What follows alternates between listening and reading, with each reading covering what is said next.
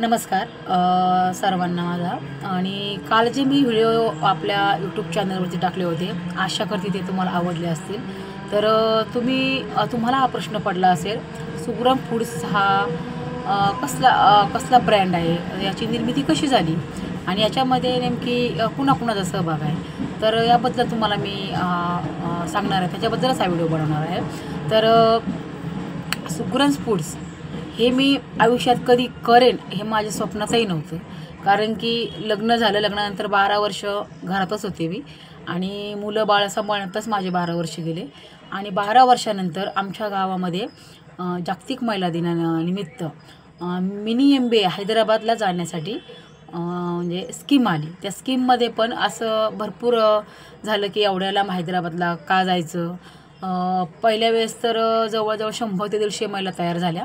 परंतु हैदराबादला आपल्याला 8 ते 10 दिवस राहावं लागणार आहे, हे जसं महिलांना कळलं तर सगळ्या महिला कॅन्सल झाल्या. तर याच्यामध्ये मला तर जायचं होतं. बरं, सोबतीला आपल्या गावातनं कोणतरी पाहिजे म्हणून आमच्या गावातील आम्ही 4 जणी गेलो.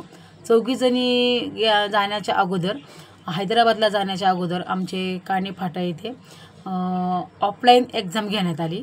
तर त्या एक्झाममध्ये आपण जे शालेय शिक्षणामध्ये जे शिक्षण घेतलं त्याबद्दल आमची एक्झाम घेण्यात आली. नंतर त्यांनी मार्केटिंग संदर्भात आमची एक्झाम घेण्यात आली. तर त्या संदर्भात आम्हाला आमच्या सरांनी म्हणजे माया मॅडमनी आम्हाला 500 रुपये 500 रुपये दिले आणि त्या 500 रुपयाचं तुम्ही कमीत कमी 700 ते 800 रुपये करून आणून द्यायचे. तर असं त्यांनी सांगितलं. तर भरपूर लेडीज कानेफाट्यावर गेल्या, कुणी शेंगा आणल्या, कुणी ब्लाऊज पीस घेऊन आलं, कुणी काय घेऊन आलं, ज्याला वाटेल त्या पद्धतीने ते घेऊन आलं. तर आम्ही ब्लाऊज पीस आणि परकर आणले 500 रुपयामध्ये जे येतील ते, आणि तेच बाकी शेजारच्या सोसायटीमध्ये विकले. तर आम्हाला त्याचे कमीत कमी आम्ही 500 रुपयाचे आणले, तर आम्हाला 230 रुपये एक्स्ट्रा आमचं झालं होतं. तर मग त्यामधूनच आम्हाला कळलं मार्केटिंग म्हणजे काय. ह्या दुकानातून वस्तू उचलून त्या दुकानात आपण जो विकतो त्याच्यामधला जो नफा असतो, ब्रेक इव्हन पॉईंट जो असतो, तोच म्हणजे मार्केटिंगमध्ये काही विशेष नाही. तेव्हा आम्हाला समजलं. त्यानंतर आम्ही हैदराबादला 8 ते 10 दिवस गेलो. तर तिथं आपल्याला तरी फ्रीडम आहे, तिथल्या महिलांना फ्रीडमसुद्धा नाही आहे. पैसा तर जाऊ द्या, बरं फ्रीडम पण नाही आहे तिथल्या महिलाला. तरी त्या तिथील महिला अंगठे बहादर असून एवढा छान बिझनेस करतात ना. आम्ही पाहिल्यानंतर आमचे अगदी डोळे तृप्त झाले होते. एक झिरो स्टोअर म्हणून होता, त्यामध्ये फक्त काही नाही, व्यवस्थित सुबक मांडणी केली होती, डाळी व्यवस्थित ठेवल्या होत्या आणि आपलं जे किराणा माल असतात ते फक्त सुबक मांडणी करून ठेवली होती. तर त्याच्यामध्ये सुद्धा त्यांनी लाकडी कंगवे असतात ना, लाकडाचं सगळं प्रकारचं त्यांनी तिथं ठेवलं होतं. भरपूर आम्ही पाहिलं. आणि नंतर टाकाऊपासून टिकाऊ कसं करायचं ह्या कंपन्यात पण आम्हाला व्हिजिट देण्यात आली. आम्ही हैदराबादच्या मोठ्या मॉलला गेलो, हुसेन सागरला गेलो, तिथं पण आम्हाला व्हिजिट देण्यात आली. व्हिजिट दिल्यानंतर आम्ही परत आल्यानंतर आमचे काणेफाट्यावर 9 महिने क्लासेस झाले. 9 महिने क्लासेस झाल्यानंतर त्याच्यामध्ये आम्हाला मेन पॉईंट शिकवलं त्यांनी मिनी MBAमध्ये. त्याच्यामध्ये आम्हाला त्यांनी शिकवलं फिक्स कॉस्ट, महिन्याची फिक्स्ड कॉस्ट कशी काढायची, महिन्याची व्हेरिएबल कॉस्ट कशी काढायची.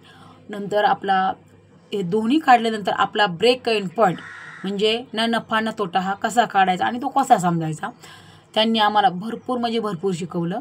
आणि त्याच्यामध्ये आपले व्हिजन काय राहणार आहे, आपली एक म्हणजे पर्सनॅलिटी कशी राहणार आहे, आणि आपले मेन म्हणजे कसं आपले व्यावहारिकदृष्ट्या आपले नातेवाईक म्हणा, काही म्हणा, तर आपलं त्यामध्ये कसं असतं, प्रोफेशनल जीवन वेगळं आणि पर्सनल जीवन वेगळं. आणि बिझनेसमध्ये नातेवाईक हे फक्त आपलं नातेवाईक आहेत म्हणून व्यवहार करायचा नाही. नातेवाईक हे घरी असतात. बिझनेसमध्ये प्रोफेशनलच राहावं लागतं. त्यामध्ये आम्ही भरपूर एवढं शिकलो ना, की आता आम्ही कुठेही जाऊ दे, पण आम्ही बिझनेस हा करू शकतो याची आम्हाला एवढी गॅरंटी झालेली. तर तिथनं आल्यानंतर परत आम्ही कानाफाट्यात 9 महिने क्लासेस झाले. त्याच्यामध्ये आम्हाला सरांनी म्हणा, मॅडमनी म्हणा, भरपूर शिक्षण तर भरपूर दिलं, कारण की 12 वर्षानंतर पेन हातात घेतला होता. पेन पण चालत नव्हता, थर कापत होता. पण त्याच्यातून पण भरपूर शिकण्यासारखं झालं. नंतरून मग आम्ही 9 महिने क्लासेस झाल्यानंतर आमच्या हैदराबादला गेलो आम्ही. हैदराबादला गेल्यानंतर आमची एक्झाम झाल्या. एक्झाम झाल्यानंतर आम्हाला तिथं सर्टिफिकेट देण्यात आलं ॲक्सिस लॅब कंपनीतर्फे. आणि तिथनं आल्यानंतर लगेच म्हणजे आम्ही जवळजवळ 200 ते 300 बायका होतो. काही बायका नुसत्या फिरण्यापुरत्या आल्या, काही बायकांनी आपले बिझनेस स्टार्टअप केले. तर बिझनेस स्टार्टअप झाले, तर त्याच्यामध्ये पण असं काही झालं की एक सर होते भालचंद्र राऊत. तर त्यांनी काय केलं, म्हणजे ज्या महिला करणार नाहीत त्यांना सपोर्ट केला, आणि ज्या महिला करणार आहेत त्यांना सपोर्ट केला नाही. आणि त्याच्यामध्ये आम्ही पण आलो. आमच्या गावातील आम्ही 24 जणी होतो. तर त्यांनी आम्हाला काही सपोर्ट केलेला नाही याच्यामध्ये. आणि सपोर्ट तर जाऊ द्याच, बरं साधी म्हटलेसुद्धा नाही तुम्ही हे करू शकता. तर त्याचा आम्हाला फार तिथंच मला त्यांचा भरपूर राग आला. आणि त्यांनी मला डिवचल्यामुळं म्हणा का कशामुळं म्हणा, कुणी आपला डिवचलं तर आपण त्याच्यातून जिद्द धरून तर काय करू शकतो, हे मी एक स्पष्ट उदाहरण माझं तुम्हाला देते मी. कारण की त्यांनी काय केलं, भरपूर महिलांना मशिनरीची मदत केली, सगळ्यांची मदत केली. पण आमच्या गावातील आम्ही 4 महिला असूनसुद्धा आम्हाला एकही रुपयाची कोणी मदत केली नाही. आणि सगळ्या आम्ही स्वतःच्या पायावर उभा राहिलो. तर आम्ही तिथनं आल्यानंतर म्हटलं आता बिझनेस कोणता करायचा. तर मी माझ्या पार्टनरशिपमध्ये कविता माकर म्हणून माझ्या गावातल्याच लेडीज आहे. तर आम्ही दोघी पार्टनरशिपमध्ये खाकऱ्याचा बिझनेस करायचं ठरवलं. खाकऱ्याचा बिझनेस करायचं ठरवल्यानंतर आम्ही प्रथमतः मार्केटिंग शोधली. मार्केटिंग शोधण्याकरता आम्ही पुण्याला म्हणा, नानापेठमध्ये, सदाशिवपेठमध्ये, जिथं आपल्याला कळंन का होलसेलने आपल्याला कुठे भेटते, काय भेटते.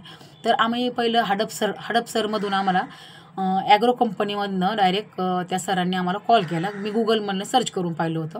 तर त्यांनी आम्हाला तिकडनं ट्रान्सफर केले कुरिअरने, आणि आम्ही ते छोट्या दुकानापासून तर मॉलपर्यंत आम्ही ते विकले. तर प्रथमतः रिस्पॉन्स कसा भेटतो आहे कसा नाही याची आम्हाला तरी भीती होती.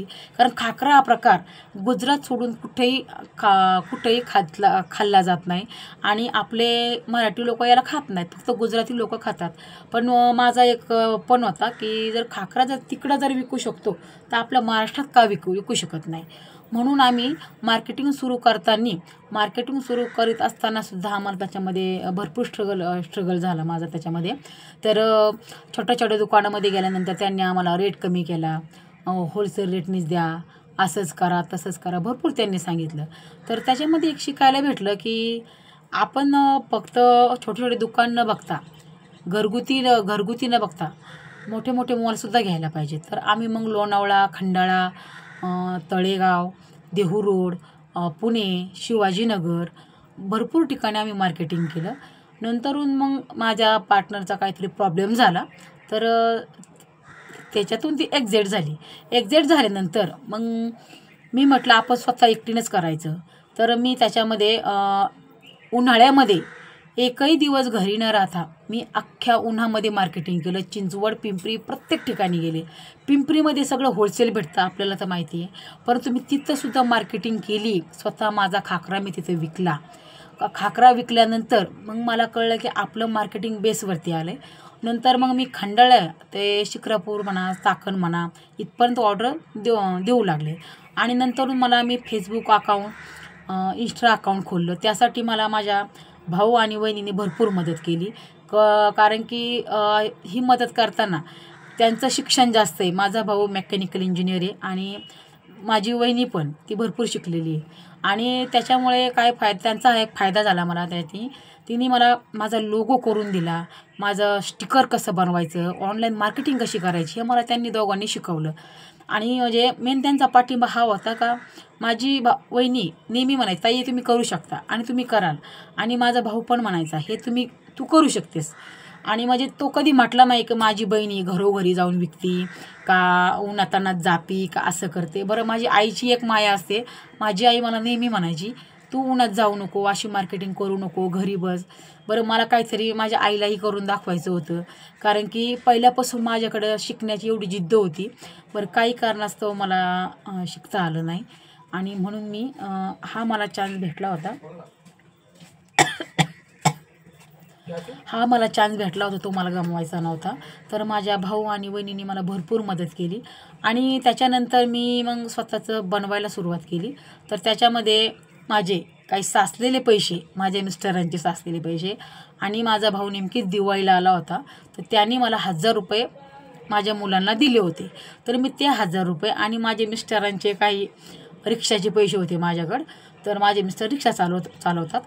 तर त्यातनं काही पैसे मी बाजूला ठेवले होते. असे करून मी ₹2000 माझा बिझनेस स्टार्टअप केला आणि बिझनेस स्टार्टअप केल्यानंतर भरपूर जणांची म्हणजे निगेटिव्ह विचार म्हणा, कुणाचे पॉझिटिव्ह विचार आले. तर मी गावातनं पिशवीत म्हणजे खाकरा न्यायचे. तर लोक मला म्हणायचे, "काय ही उन्हाची हिंडायची, आता कुठं जायची?" आणि रात्रीचे मला यायला 7 किंवा 8 वाजायचे. म्हणजे माझ्या मिस्टरांना म्हणा, कुणालाही म्हणा, काही सांगण्याचा प्रयत्न त्यांनी भरपूर केला. पण यामध्ये माझ्या मिस्टरांनी कुणाचं ऐकलं नाही आणि माझ्या सासू-सासऱ्यांनी पण कुणाचं ऐकलं नाही. म्हणजे याच्यामध्ये मला माहेरचा जसा पाठिंबा होता, तसा सासरचाही भरपूर पाठिंबा मिळाला. आज माझे माहेर आणि सासर हे माझे 2 हात आहेत. ते 2 हात एकत्र आले म्हणून मी आज इथपर्यंत आले आणि स्ट्रगल केल्यामुळे सुद्धा इथं आले. आज मी मार्केटिंग खंडाळा ते शिक्रापूरपर्यंत करते. हैदराबाद, केरळ, कुठंही म्हणा तुम्ही, अशा ठिकाणी माझं मार्केटिंग आहे. मी ऑनलाईन कुरिअरनी त्यांना सगळं मटेरियल माझं पाठवते. तर मी खाकरा बनवता मग नंतर मला वाटलं एकच वस्तू का आपण बनवायची. तर नंतर मग मी म्हटलं आपण त्याच्याबरोबर पालकची भाकरवडी, मेथीची भाकरवडी जे आपलं होममेड जे बनवून बघायचं. तर ते बनवायला सुरुवात केली. नंतर मग दिवाळी फराळ तर कंटिन्यू कोणी मागायलाच लागलं. मग दिवाळी फराळ पण बनवायला सुरुवात केली आणि नंतर मी मग सगळी दुकानाची माझं जम बसल्यानंतर मी लोकलला सुरुवात केली. का आपण लोकलला जर आपले कस्टमर वाढवले तर